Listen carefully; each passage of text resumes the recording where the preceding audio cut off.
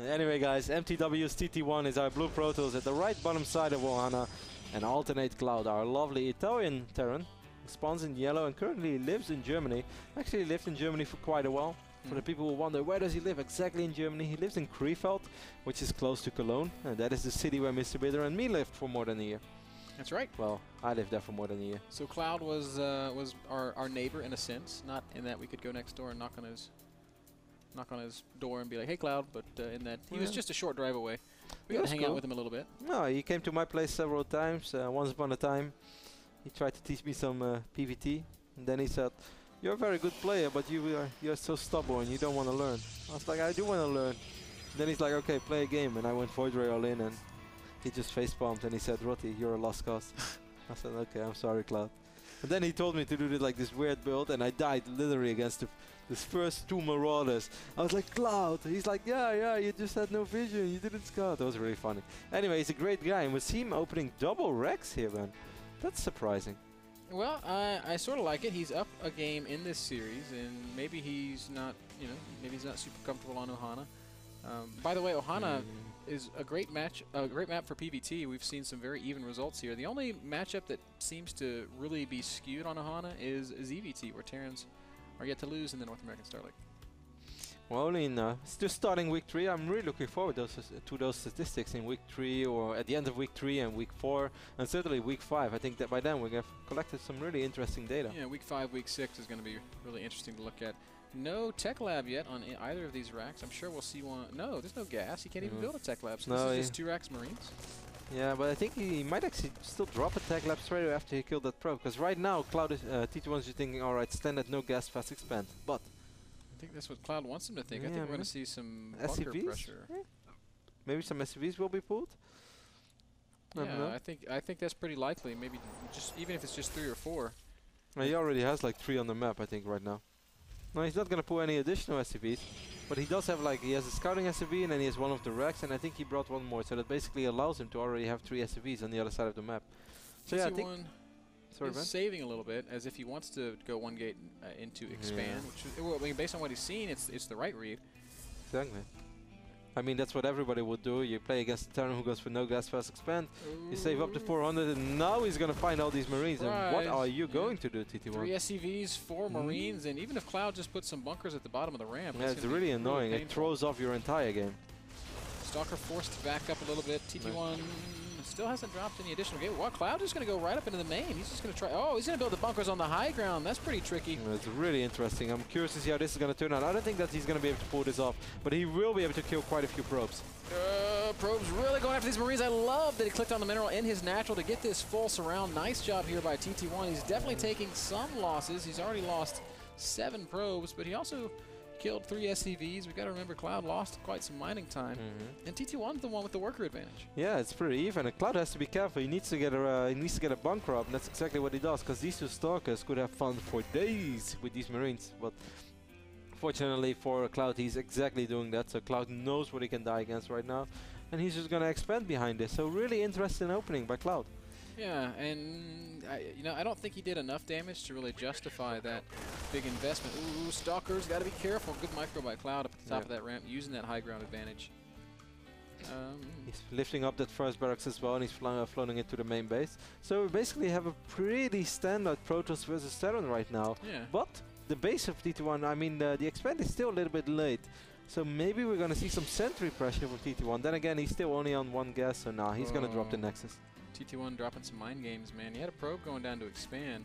Saw the Marine of ClouD coming forward, didn't put it down there, so ClouD might be wondering, ooh, is there an all-in coming? Yeah, he's straight away pulling SCV, so that's exactly what ClouD is afraid of. But meanwhile, TT1 is just expanding, and this is nice. TT1 is already 5 workers ahead, but he kind of needs to do this as well, because this command center is going to be ready soon, and if it's double orbital, he's just going to fall too far behind economically. Yeah, it's still close, but with this many SCVs off the line, he's got double bunker up. Wow, ClouD is really scared right now. And rightfully so. He's seen nothing to indicate that TT1 wants to take it into the macro game. So this is good for TT1 in some regards, but now that those 2 command centers are up, like you said, double orbital, lots of SCV production, lots of mules, That's not too bad for Cloud. No, it's not too bad. His tech is a little bit late as well, of course, because he waited a long time with mining gas. So we see a really interesting PvT here, but just because the timings are so off. And I always kind of wonder what kind of game does that turn into. And look at that, a quick warp prism for TT1. That's an interesting, Yeah? interesting maneuver. Maybe he wants to do something we see a lot in Protoss vs Zerg, where he just drops the sentries on the high ground, force fields the ramps, and then he's going to try to pick off tech labs and supply depots, and maybe even win the game. Man, that would be really annoying for Cloud to have to deal with. He definitely has all of his units down in that natural. TT1 also has 3-4 sentries out, so he's poised to do something like, oh, it's going to be 3 sentries and a stalker in that warp prism. I think you might be right on, Kev. I think so too. He has the top Selnaga watchtower, so that helps out a lot. That allows him to just fly this prism over here a little bit easier. ClouD is researching siege mode, so he wants to get siege tanks, which also means he's gonna have even less units first on. If ClouD doesn't have a single unit on the high ground, this could turn out really, really nicely for TT1. He's got a single marine in a bit of a spotting position. TT1 is actually headed towards the mineral line, though. Would have been so much sicker if he would have dropped the force field on the ramp. Don't you agree? I do agree. I still think he can do some good damage here. I don't think he's necessarily making a mistake.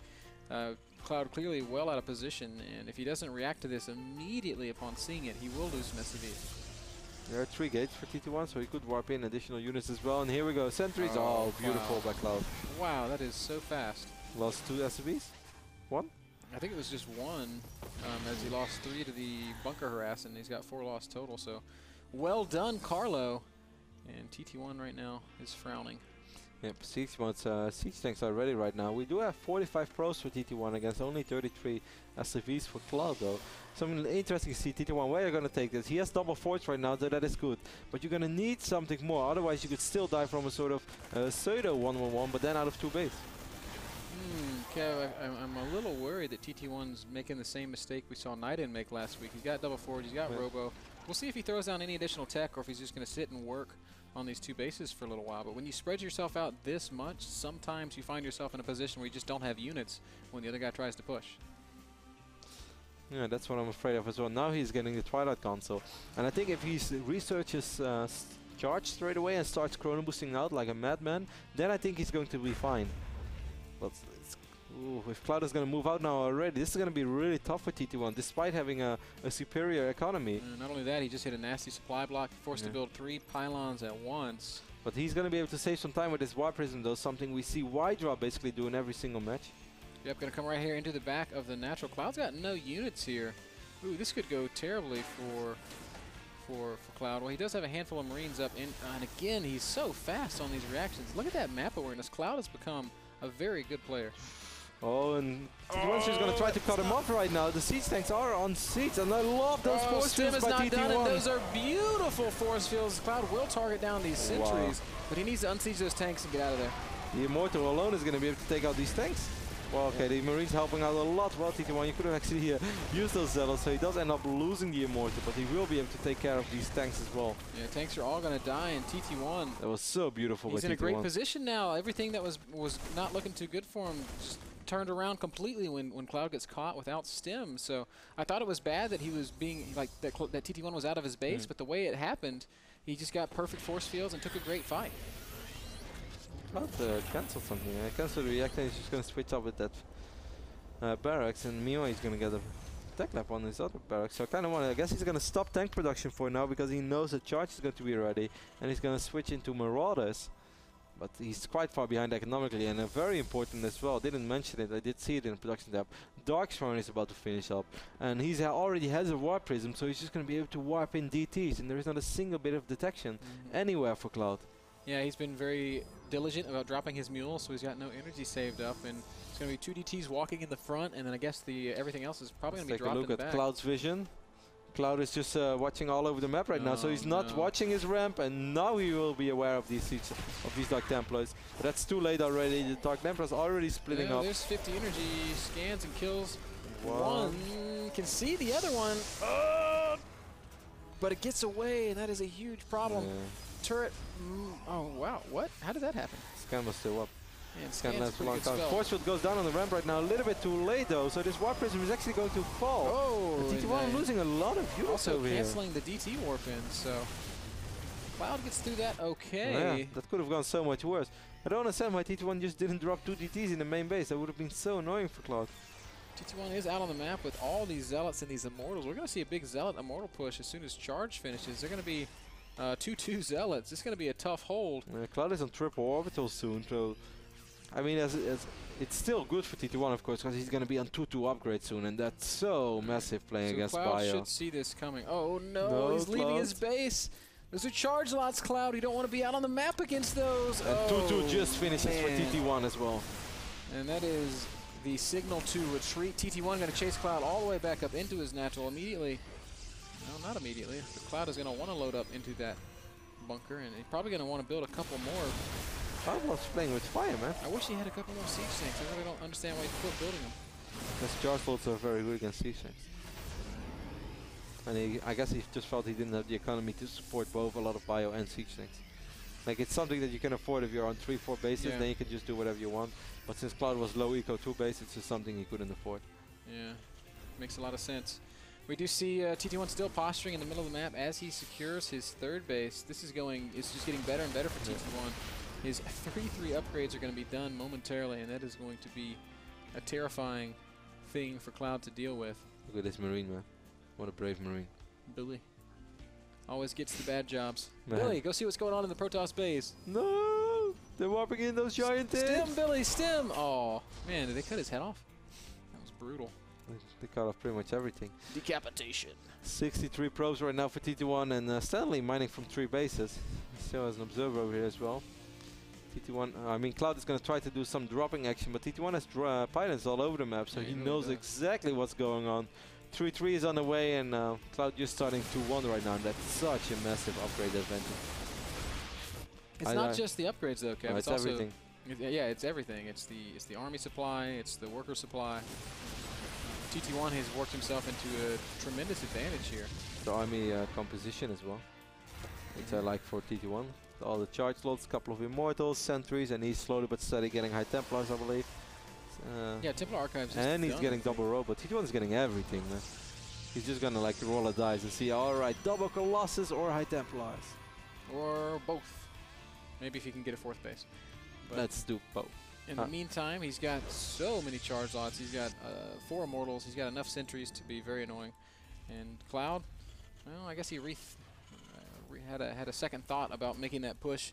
Just decides to land his own 3rd and sit back and try to get himself back in on even keel macro wise. But TT1's going to be maxed very soon, and he's going to be maxed with like the ultimate army for what ClouD has. If ClouD can get up to 3-2 upgrades, and he's going to get a lot of ghosts, and he gets Vikings out, then maybe there will be this one fight, and if he wins it super decisively, he could still win this game. But of course the big problem is if he only wins it a little bit, then the additional warp in for TT1 is going to tear ClouD apart, because TT1 can afford to lose units, and ClouD clearly can. I really like how TT1's playing this. He's realized his advantage. He's sitting back. He's taking a 4th base. He's all over the map. He has complete map vision. He's playing it beautifully. With 4 bases, he can make whatever kind of army he wants, literally. And I also like the vision that his observers gave him. He always knew where ClouD was, so that also allows him not to worry about anything, and he's just getting a 4th base on his own. Pylons everywhere, so he can warp in at any point on the map that he chooses to warp in from.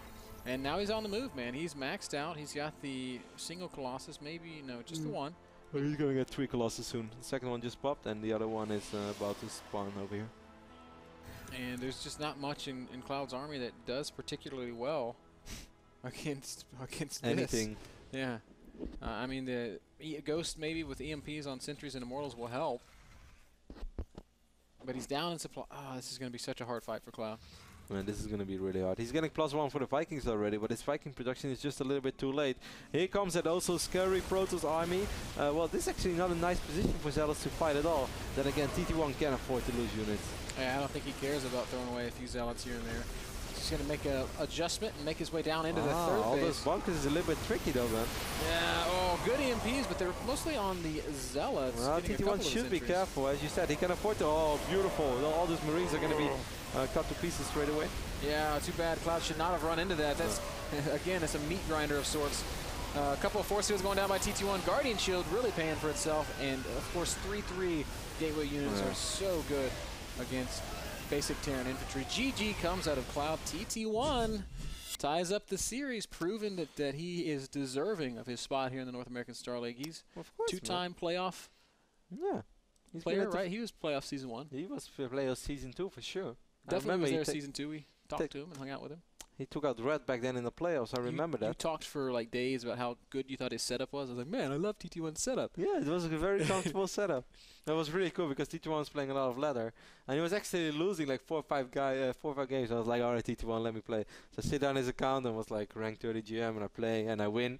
And he's like, not bad, Roti. Then Torzen came, and Torzen sit down, wins, and then then Mana came, and Mana is like, it's okay, TT1, Europe is here. And then TT1 was like, oh man, why are these guys doing this to me? Well, TT1's done pretty well against Europeans so far, beating Braddock last week, and now taking a game off of ClouD.